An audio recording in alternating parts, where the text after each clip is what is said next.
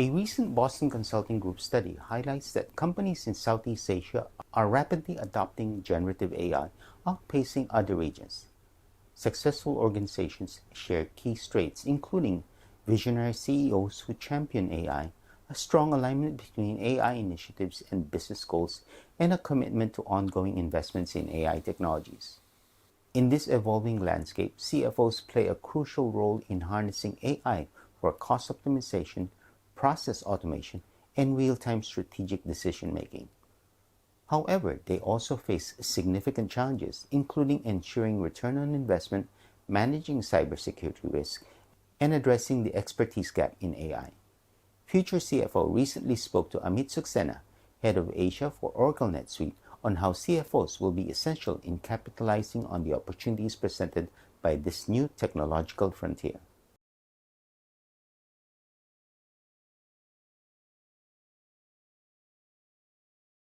Okay, I think the key difference which I'm now noticing versus the past few years is that there was a lot of experimentation which was done, especially around AI, in last year, right? So the last 1.5 years, AI was still a relatively new technology, and what we saw, a lot of companies do, not just CFOs, but we've seen this with supply chain managers and a lot of other associated back-end functions, is that they weren't really clear what they wanted to achieve out of the AI transformation.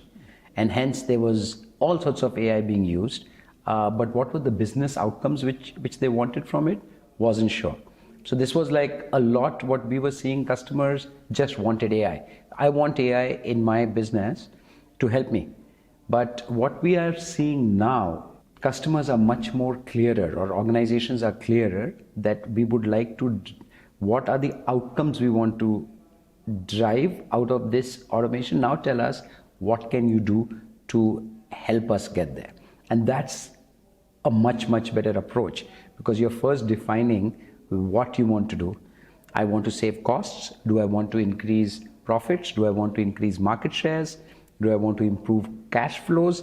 And to that, what are the AI automation tools available which can help me? So that's the difference which I am now seeing. The time of, I would say, experimentation is kind of over or less.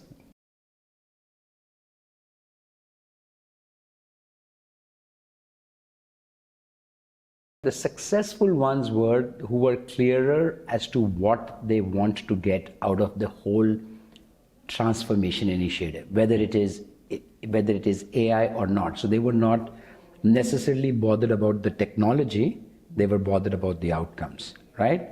Now the failed ones, and especially around AI, what we did see was that there were customers who were looking at, I want to use AI, because if I don't use AI, I'm going to be left behind, right? And so you are now forcing a technology into your systems, and so your system is different. So there are companies who would be using one ERP, and then they would kind of look at getting an AI and somehow integrating it. Sometimes not even doing that, sometimes using a third party, say ChatGPT or anything like that, taking whatever your business is telling you here in the ERP and taking it and putting it outside in an unsafe environment, asking questions without giving the relevant background, and trying to get results from there. So that really failed. Like for example, with NetSuite, we don't have a separate AI solution. Our AI is embedded. So what we did see successfully done is that people who were first looking at how do I improve my processes and how does that work with AI, rather than getting AI separately.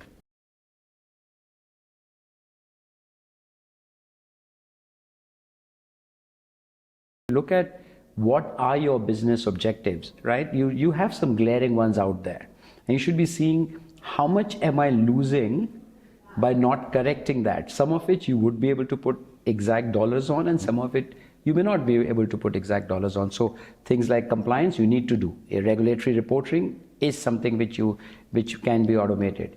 So I would say that ROI calculations can be different for different business needs.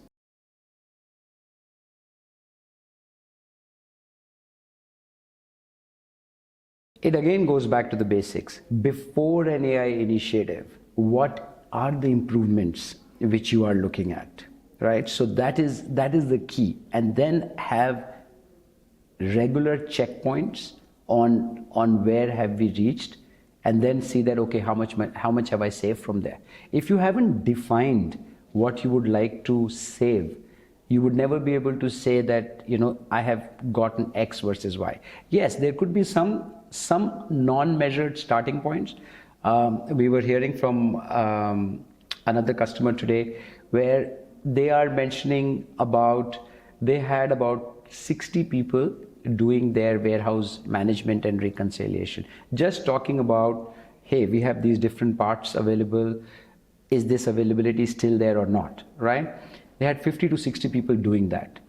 In their own words, they had 0% accuracy in talking about their inventory levels. They implemented NetSuite. They had 5 people doing that, right? Today they have 90%. Now, all our products already have, as I said, AI within the product itself. So this is a measurement which is clearly there. This is not something you started by saying that how many people can I save, or how many processes can I improve, or what percentage of my forecasting becomes better. So those are some of those. So there can be certain, what we tell the CFOs is that you have some 20 matrix which typically you would look at. Those 20 matrices are, of course, right from cash flow to basic ones like profits, to then when do you close books, to how do you do inventory management, how accurately do you forecast. Now, you may not necessarily be implementing a system keeping in mind each one of those, but you can always measure it against those. But the best way is to actually start by knowing which are the ones where I need the improvement on.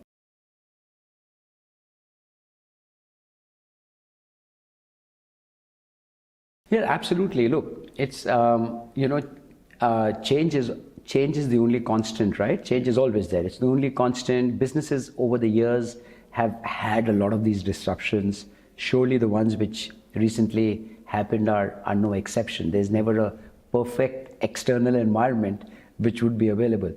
Now in this, yes, being technology, having a strong technology foundation is really, really useful. Now, a technology which basically looks at these 4 or 5 criteria. And it should not be, yes, a technology which basically is helping you, weather the storms, as well as look at how can I, during my sunny days, how do I capitalize on that? Now, the way we look at it is that as long as the technology gives you these 4 or 5 drivers, agility, so you should be able to, change your business as fast as possible. Control, it should be able to allow you collaboration with different partners, allow you predictability. So if you have basically getting some of these things out of technology, then you can look at these times or otherwise whenever a change is basically hitting you. Being agile is really, really important. What we did see, and we have seen this in a couple of earlier crises, is that people did not invest when they had the money because there was no crisis, right? And then the crisis hit. Now they don't have any money, but they need the solution. And that's when they want to invest. So I would really say that the time is now, while if people are sensing that there is going to be some headwinds, there's always opportunity there. So go digital today versus wait for tomorrow to be able to avoid some of these things.